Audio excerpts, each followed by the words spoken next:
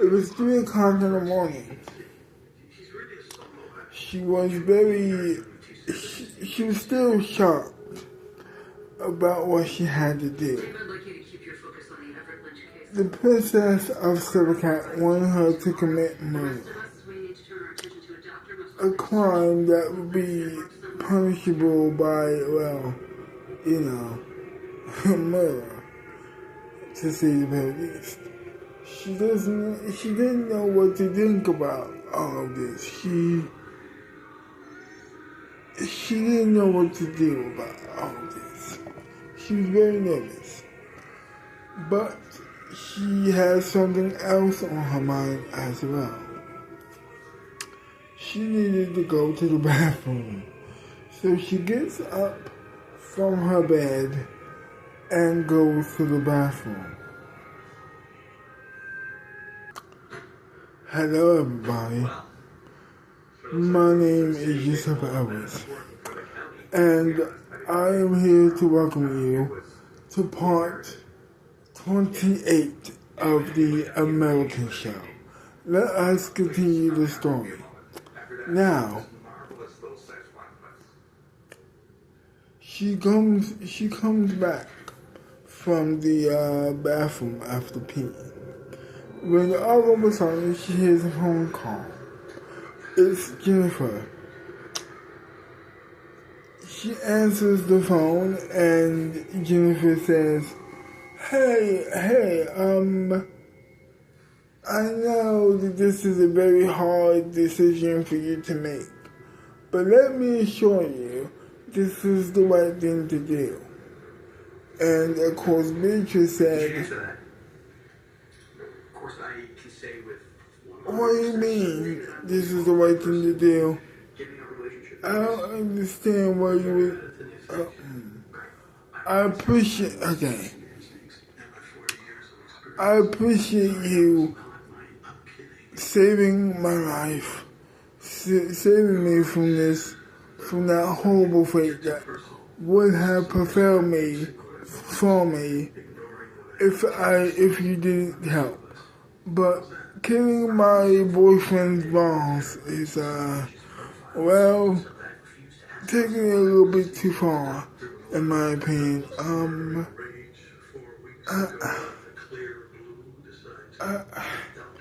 I don't necessarily think that this is the right thing to do. But if you really want me to, I will. I will do anything for you. You saved my life, and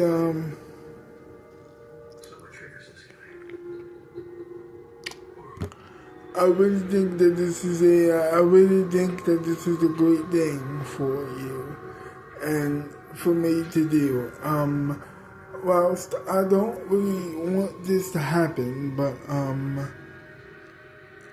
if you say that he's a bad person, I believe you.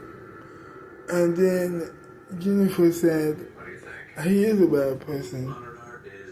He is. I just put it out there. He doesn't deserve to live.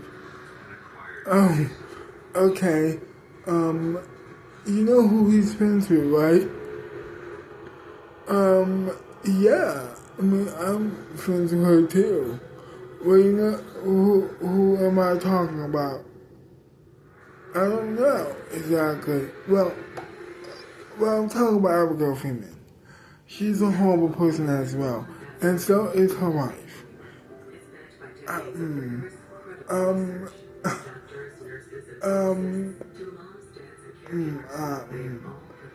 don't know why. Okay. Would you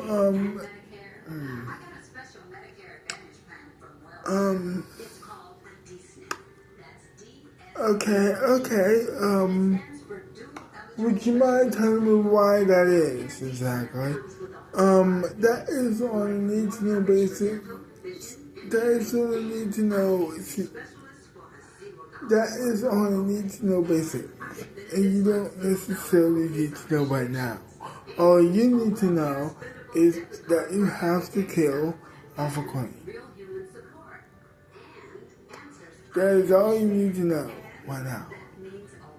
Are you in or are you out?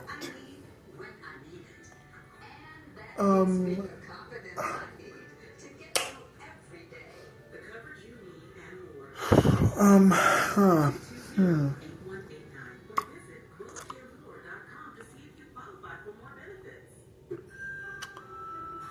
Okay,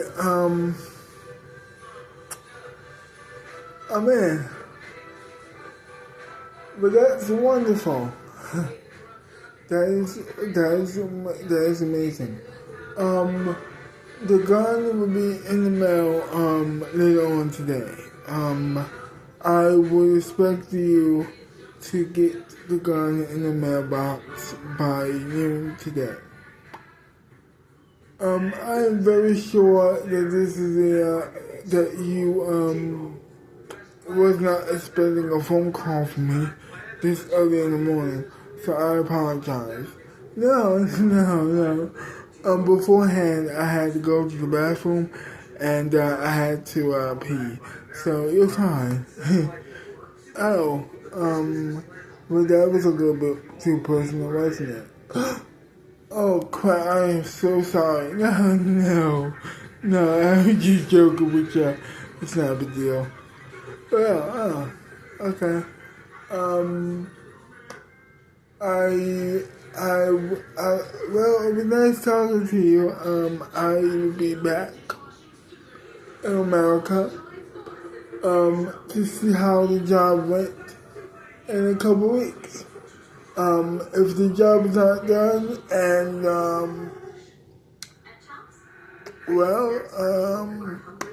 I will have to do something very regrettable. You don't want me to tell you what that is.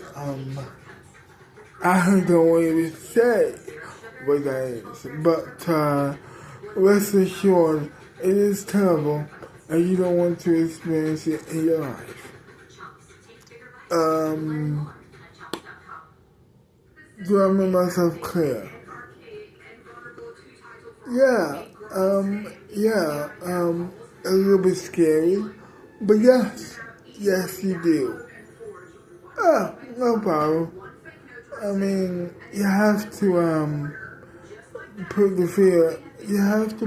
fear of the princess in some people, which well, just a little bit for you, and not for others, but a little bit for you too. Just in case you don't do the job right, you know? And then Jennifer laughs.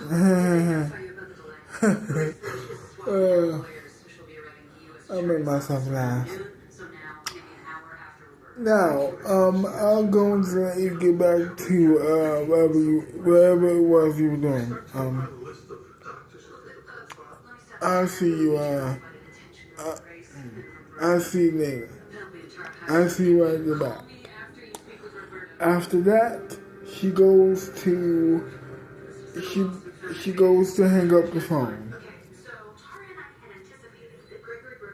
She hangs up the phone, and she goes back to her bedroom. Well, she goes back into her bed. After that, she goes back to sleep. So it was now the afternoon. She is making breakfast for her husband and herself when she had dawn. And that's when she starts to get very afraid about what would happen if she doesn't do what the princess told her to do, which is kill Alpha Queen. In the hospital. And she is very afraid, but she doesn't show it. She puts it in the back of her mind, and she says to herself, everything's going to be fine. Everything's going to be okay. And as she was making breakfast for the both of them. She hears a knock at the door, and she sees, and so she walks towards the door. She opens the door, obviously, and she sees a face that is unfamiliar to her. It's the face of a person who said that she'll be working for the princess, that she's working for the princess. And she says to her, "May we go outside, please?" And so they go outside, and they, of course, leave the house. They go outside and they start talking. The princess has given me a task to give you a gun for this mission that you have to accomplish. So she goes into the limo, she grabs a briefcase, she gives it to Beatrice, and she, of course, grabs the briefcase and she opens it. She then closes the briefcase and she goes into the house, saying goodbye to the princess's, to the princess's henchwoman, to her assistant.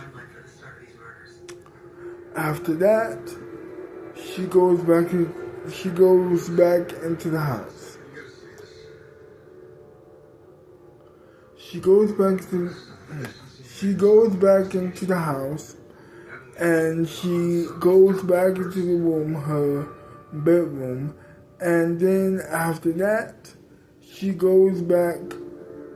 She puts the briefcase into the of course, under the bed. She puts it under her bed for safekeeping. And after that, she goes back to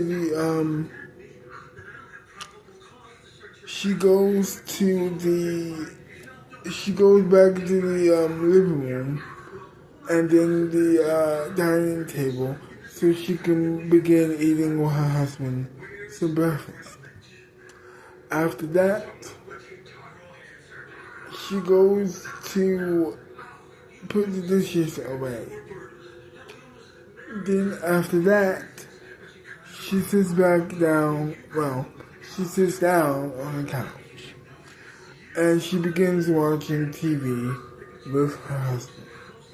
All while thinking about what she had to do to her husband's best friend and boss. Not to mention her boss, her sister's boss as well.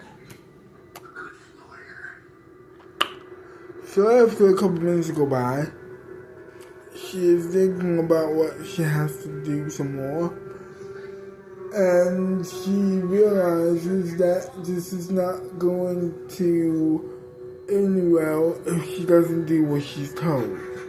So she goes to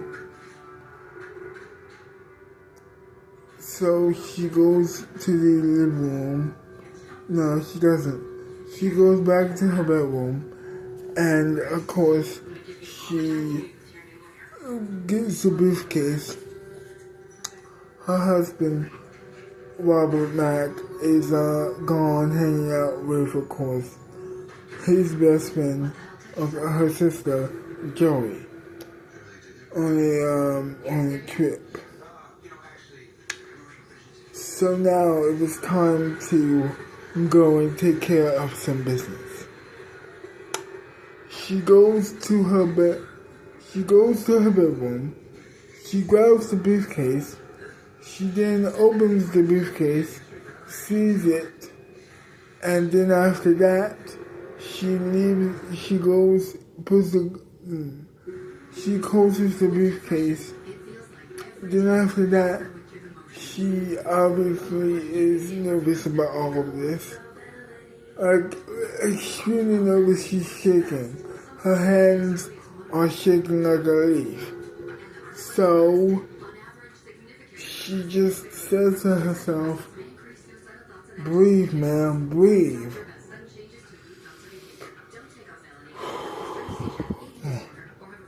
This is for the princess. And then she gets up from the floor, grabs the briefcase, and then she opens up. Well, she doesn't open it up. Well, she does not open up her door. Her door is already open. So after that, she walks from her room that she shares with her husband. She then goes to the living room, opens the door, and now she's outside. She gets into her car, and she buckles up her seatbelt, and then she puts the briefcase next to her in the passenger seat. She then puts the keys in the ignition, and she's gone.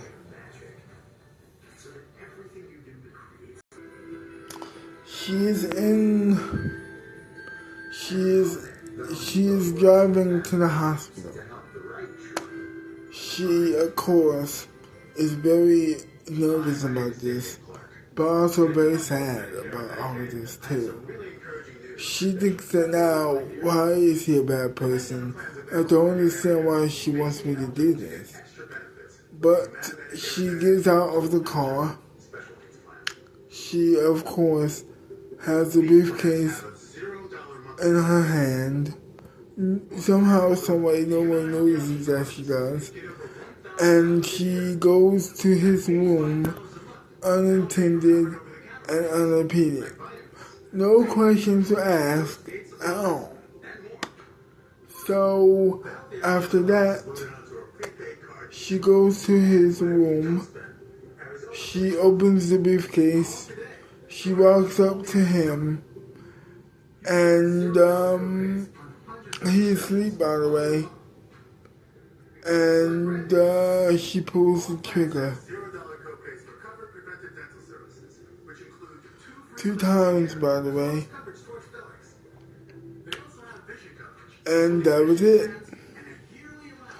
She goes back into the car, to make a long story short, with the briefcase in hand. After she put the briefcase back into, the gun back into the briefcase, she closes it up, and then she leaves the hospital. No one hears the shots, of course. After that, she is going back into her car, and she puts the gun back into the briefcase, like I said before, and she puts it back into the passenger seat, and she just breaks down. She breaks down and cries for a couple of minutes. She picks up her phone and she calls the princess. She says, "Oh, wow, did you do it?" "Yes, my princess, I did do it. It is done." "Well, great." She hangs up right away because talking to her is just too painful without breaking down again. So she buckles up her seatbelt, and after that, she leaves the hospital. Then after that, she goes to her bedroom. Well, she goes back home. She opens up her bed. Well, She opens up her door, her front door. Her husband is not waiting for her. He's still on that trip with her sister. And that was it. She goes to sit down on the couch. She grabs the remote, and then she sits, and then she turns on the TV, and that was it. To be continued. Well, I hope you enjoyed this wonderful video. Excuse me. And if you did, leave a like, subscribe to my channel, leave a comment down below telling me what do you like about the video, or rather hate about the video. And I will see you next time. Bye bye for now.